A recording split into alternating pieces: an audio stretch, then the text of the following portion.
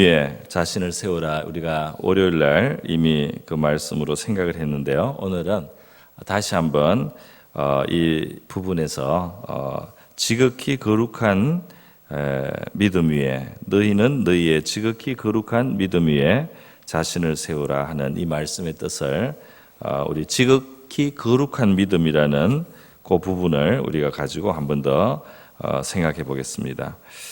우리 믿음을 어떻게 이렇게 지극히 거룩한 믿음이다 이렇게 표현을 했어요. 우리가 볼 때 약간 너무 과하게 표현하신 게 아닌가 싶은 생각을 하기도 쉽습니다.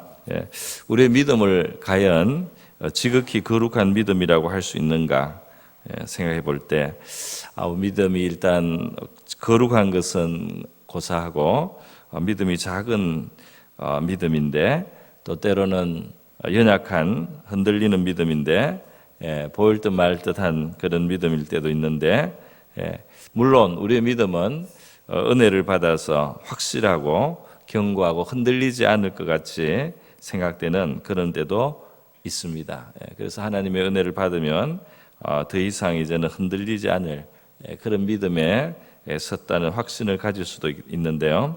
그러나 또 살아가는 중 여러 가지 상황과 형편이 되었을 때 우리의 믿음이 약한 것처럼 느껴질 때도 있습니다. 이러한 우리의 믿음을 어떻게 지극히 거룩한 믿음이다 이렇게 아주 과감하게 오늘 본문에서는 말하고 있습니다. 너희의 믿음은 지극히 거룩한 믿음이다 이렇게 하나님이 말씀하고 있는 것이죠. 이렇게 말씀하는 이유는 우리 자신에게 있기보다는 바로 첫 번째로 먼저 하나님이 이 믿음의 대상이 되신 하나님 때문에 우리의 믿음은 지극히 거룩한 믿음이라고 하겠습니다. 하나님은 거룩하신데 우리 하나님만큼 거룩하신 존재는 없는 것이죠. 천사도 거룩하기도 하고 사람도 거룩해지지만 하나님의 거룩함은 그거와 비교할 수가 없습니다. 영광 가운데 있는 스랍 천사들을 이사야 선지자가 환상 중에 만났습니다.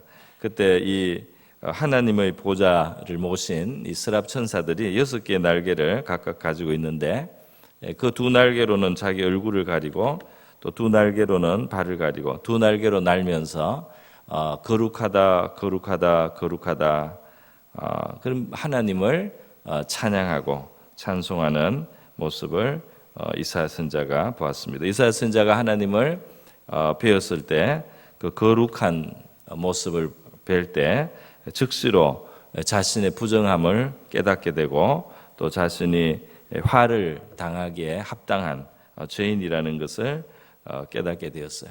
그렇게 하나님의 이 거룩하심은 굉장히 강했어요. 때로는 그 화로다 나여 망하게 되었도다. 그 하나님 앞에 서니까 자신은 정말 너무나 부패하고 너무나 부정해서 멸망해야 될 존재라는 그런 의식을 갖게 할 정도로 거룩하신 하나님이셨습니다. 성경은 하나님을 빛으로 은유하고 또 우리가 볼 수 없는 빛 가운데 거하신다고 또 표현도 하고 있습니다. 제사장들도 구약의 성막과 또 성전이 세워졌을 때 이 하나님 앞에 섬기는 것이 부족했습니다. 그 하나님의 영광과 거룩하심 앞에는 서서 섬길 수 없는 존재들이어서요. 그들이 영광의 구름 속에 하나님의 임재를 느낄 때 그들이 서지 못하고 엎드려서 섬겼던 것으로 보입니다. 우리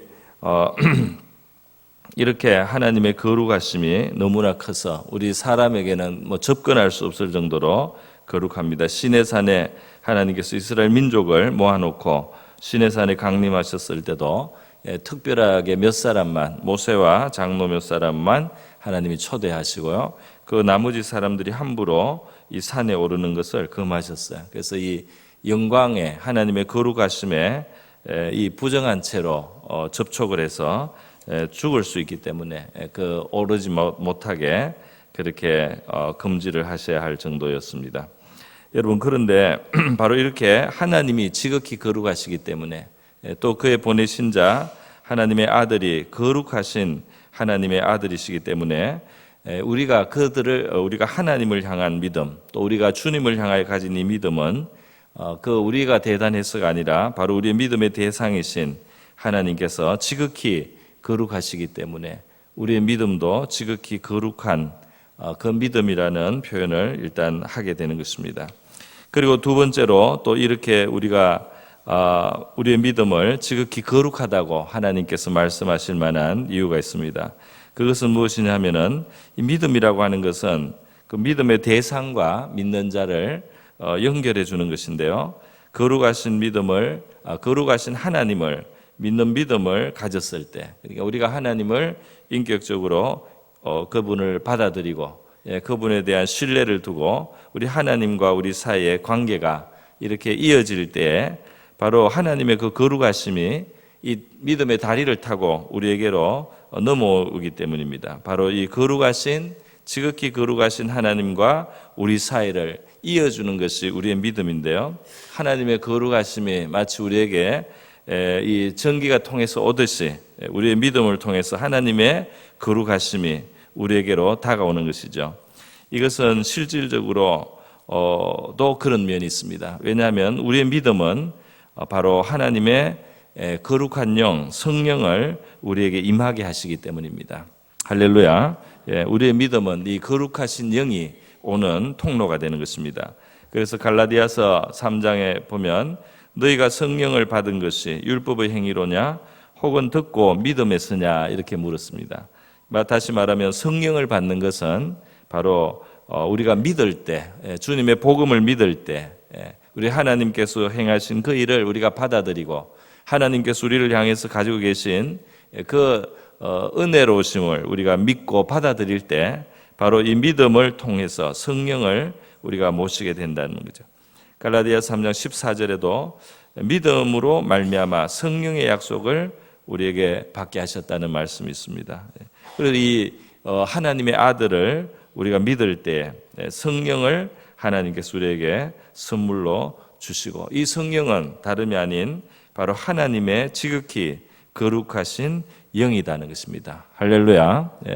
그래서 우리가 거룩한 것이 아니고 우리가 믿을 때 지극히 거룩하신 하나님과 접선이 되고 접촉이 되고 우리가 그의 하나님의 행하신 일들을 받아들이고 믿음으로 하나님을 대할 때 거룩하신 하나님의 영이 우리에게 임하시고 감화하시기 때문이죠. 그래서 이 믿음은 지극히 거룩한 믿음이다 이렇게 표현을 할 수 있는 이유가 이렇게 있게 되는 것입니다. 여러분, 그래서 이 거룩한 하나님과 연결이 되고 거룩한 하나님께로부터 오는 영을 받게 되고 그래서 그 영의 감화가 우리의 삶 속에 영향을 주기 때문에 실제로 이제 원래는 거룩함과는 관계가 없었던 우리라도 바로 이 거룩함의 관계가 이제 있게 되는 것입니다. 거룩함과의 관계가 있게 되는 것입니다. 그래서 이 성령이 우리 안에 오시고 하나님께서 우리가 하나님의 아들 예수 그리스도를 믿고 그의 성령을 모실 때 우리를 하나님은 바로 하나님의 거룩한 나라라고 인정을 해 주십니다. 할렐루야. 우리가 하나님의 거룩한 백성, 거룩한 나라가 되는 것이죠. 하나님이 요구하시는 것은 믿음의 삶입니다.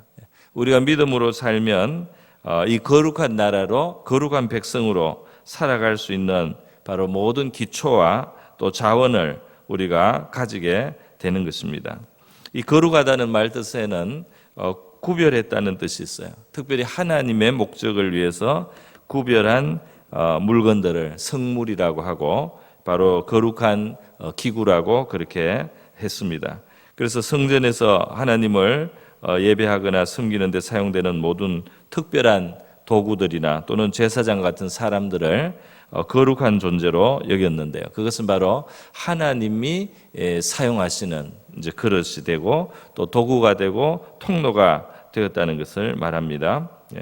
하나님의 아들을 믿고 우리가 하나님 앞으로 돌아오면은 바로 하나님의 거룩한 백성, 거룩한 나라가 되는데요.